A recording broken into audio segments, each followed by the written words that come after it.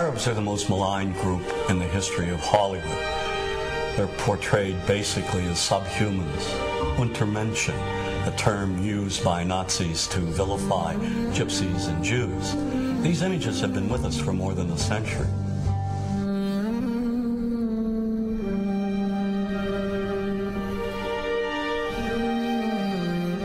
For 30 years, I've looked at how we, particularly when I say we, image makers, have projected Arabs on silver screens.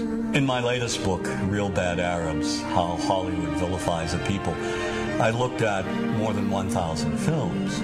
Films ranging from the earliest, most obscure days of Hollywood to today's biggest blockbuster.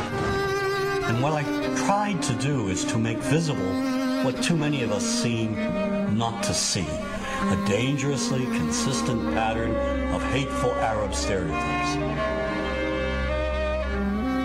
Stereotypes that rob an entire people of their humanity. All aspects of our culture project the Arab as villain. That is a given.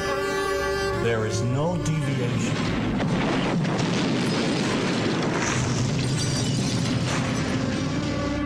We have taken a few structured images and repeated them over and over again. You are hostages of the Holy Freedom Party. Whether one lives in Paducah, Kentucky, or Wood River, Illinois, we know basically the same thing. Listen to the sound of our God.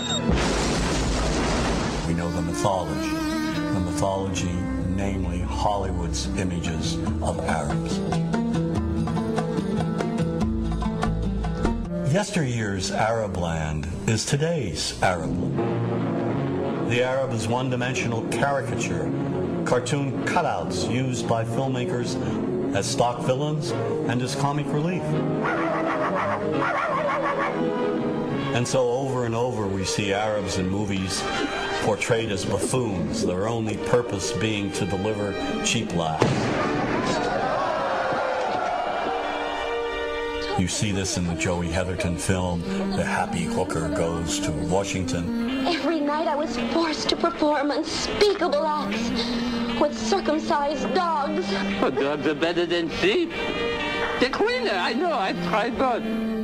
The stereotype has become so widespread that it's become invisible to people. And the reason being is that we've all grown up with these images.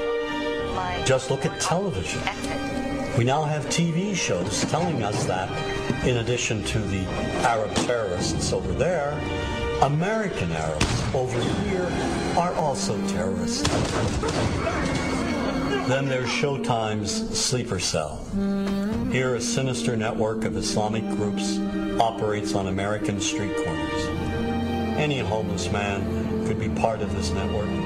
Even Western-looking Arabs are part of this anti-American conspiracy. We're at war with America, period.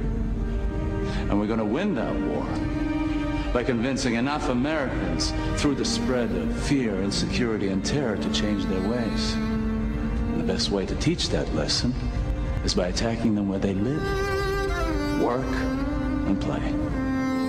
And this paranoia runs deep. So when innocent Arabs are killed, when they're bombed, maimed, wounded, when they're tortured in places like Abu Ghraib, is it really any surprise that we don't feel any compassion? Or worse, make light of it? This is no different than what happens at the Skull and Bones initiation, and we're going to ruin people's lives over it, and we're going to hamper our military effort. You ever heard of emotional release? You ever heard of need to blow some steam off?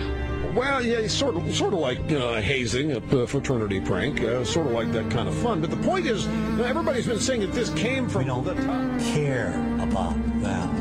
We've been preconditioned to think that those innocent civilians, clones of Al-Qaeda and Saddam Hussein, are one and the same and do not merit our sympathy, our understanding. And that's very dangerous.